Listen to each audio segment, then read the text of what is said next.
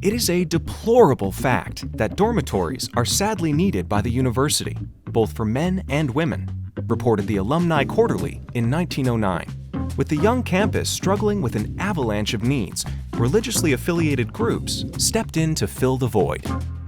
Many of these sites accommodated female students.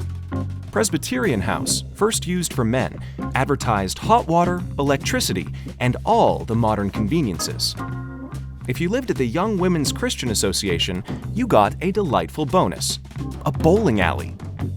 By 1908, men could find rooms at the new YMCA building. The Roman Catholic Church opened Newman Hall in the late 1920s. Students living in cooperative housings cooked and cleaned to cut expenses, approximately $1.25 per week for rent and twice that for food.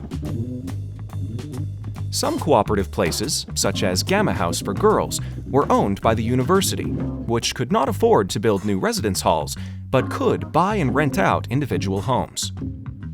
Certified housing, approved by the university, also abounded. Options ranged from a single room to an entire edifice, kitchen and companions included. Sporting appealing names such as Sherwood Lodge, Granada Club, and The Mansion, these private enterprises also included cooperatives, fraternities, and sororities.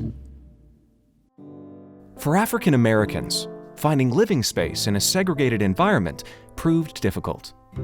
In the first half of the 20th century, Albert Lee, unofficial dean of black students, helped lodge them with minority families in town. When African American fraternities and sororities such as Kappa Alpha Psi and Alpha Kappa Alpha purchased houses, students could live closer to the university. By the 1930s, Illinois and Ohio State were the only Big Ten schools not offering housing for male students. Waving off the wrath of private landlords and fraternities, and spurred by a serious fire, the university opened its first housing for men in 1941, the Triad, later called Clark, Lundgren, and Barton Residence Halls.